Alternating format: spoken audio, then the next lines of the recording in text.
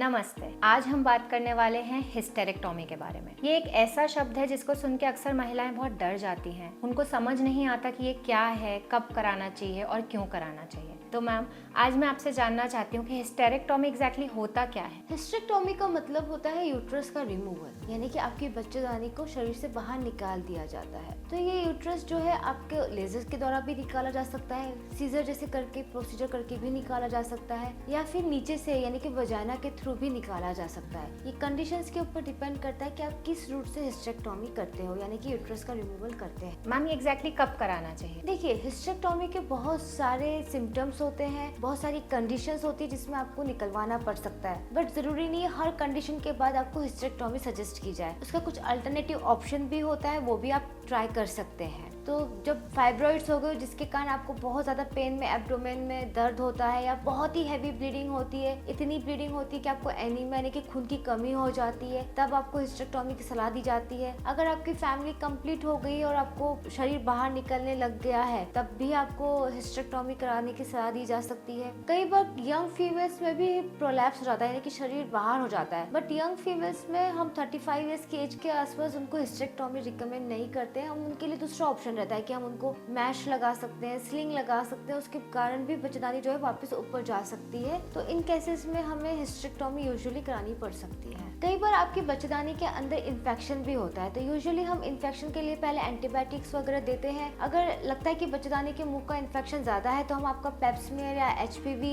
LBS भी लेते हैं। उसमें भी अगर सिर्फ CIN 1 या 2 आता है तो हम आपको लीप, लेजर ऐसा कर सकते हैं, क्रायोथेरेपी एडवाइस कर सकते हैं। बट ये जब CIN 2 से ज्यादा हो जाता है, या बायोप्सी या कोल्पोस्कोपी प्रोसीजर करने के बाद लगता है कि नहीं ये ज्यादा तकलीफदायक हो सकता है, या ये कैंसर में कन्वर्ट हो सकता है, या फिर जांच करने के दौरान लगता है कि ये कैंसर है, तब भी आपको हिस्टेरेक्टोमी की सलाह दी जा सकती है। मैम, अक्सर हिस्टेरेक्टोमी के बारे में जब भी महिलाओं को बोला जाता है तो उनके मन में कुछ सवाल होते हैं। तो आज मैं वही कुछ सवाल आपसे पूछना चाहूंगी जिनके जवाब से हमें और सबको हेल्प मिल सकती है। पहला सवाल होता है कि इसका एग्जैक्टली डायग्नोसिस कैसे होता है, क्यों इसमें यूट्रस निकालना पड़ता है। बहुत महिलाओं को ये सवाल होता है। कुछ महिलाओं का अक्सर ये भी सवाल होता है कि हिस्टेरेक्टोमी कराने के बाद ओवरीज का क्या होता है और इससे उनकी बॉडी पे क्या इफेक्ट आता है। देखिए, यूट्रस के साथ दो चीज़ें जुड़ी हुई रहती है। एक होता है फैलोपियन ट्यूब, जिससे कि अंडा जो रहता है वो यूट्रस के अंदर आता है, और दूसरी चीज़ जुड़ी होती है ओवरीज, जिससे कि वो अंडा निकलता है। तो आइडियल कंडीशन में तो क्या होता है कि हम ओवरीज जो है 60 ईयर्स तक छोड़ सकते हैं, पर अगर उसमें कोई पैथोलॉजी नहीं होती है। पर अगर जैसे उसमें पैथोलॉजी की मतलब नेक ऐसे लग रहा है कि नहीं ये पैथोलॉजिकल ओवरी हो सकती है, या उसमें बहुत सारी मल्टीपल सिस्ट है,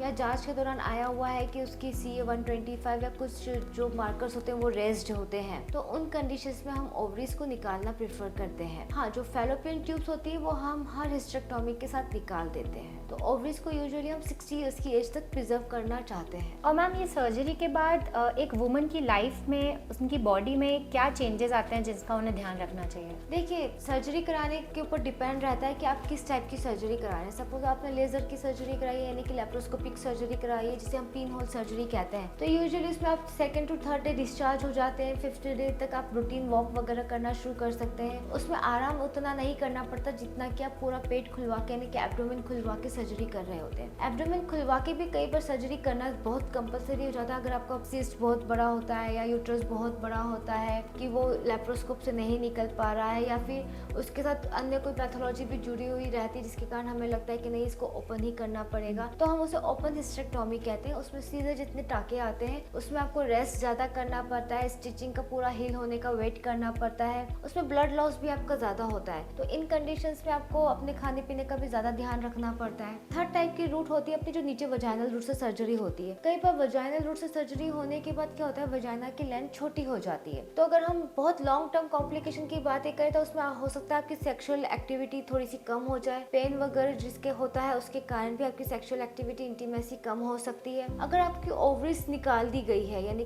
तो उसके कारण क्या होता है कि आपके हार्मोन्स में डिक्रीज हो जाता है, उसके कारण आपका लिबिडो वगैरह भी कम हो जाता है, आप में डलनेस आ जाती है। आप ये मान लीजिए कि ओवरीज निकल गई तो आपके जो नेचुरल हार्मोन्स होते हैं वो रिलीज होना कम हो जाते हैं, एंड जो आप यंग जिस हार्मोन्स के कारण रहते हैं वो कम होने के कारण आपका बुढ़ापा थोड़ा जल्दी आ जाता है। Means hair fall, lustreless skin वगैरह, डलनेस सब ज्यादा हो जाती है। तो मैम, आप एंड में दर्शकों को कुछ अपने एंड से बोलना चाहेंगे इससे रिलेटेड? हिस्टेरेक्टोमी एक मेजर डिसीजन होता है। ये छोटा ऑपरेशन नहीं नहीं होता है, ये एक बड़ा ही ऑपरेशन होता है। तो इसके लिए आपको जब भी कोई एडवाइस देता है कि आपको हिस्टेक्टोमी करानी है, तो आपको सोच के समझ के विचार करके कराना चाहिए। डॉक्टर से जरूर ये पूछना चाहिए कि इसके अलावा कोई उसके पास ऑप्शन है जिसके कारण आपकी हिस्टेक्टोमी अवॉइड हो सकती है। अगर आपके पास सेकंड ऑप्शन रहता है एंड आपको ठीक लगता है, आप उसके साथ कंफर्टेबल रहते हैं, तो definitely you can go for second option. But जिन कंडीशन में डॉक्टर्स आपको एडवाइस कर देते कि नहीं इसमें सेकंड ऑप्शन नहीं है, आपको हिस्टेक्टोमी ही करानी चाहिए, देन डेफिनेटली आपको हिस्टेक्टोमी करा लेनी चाहिए।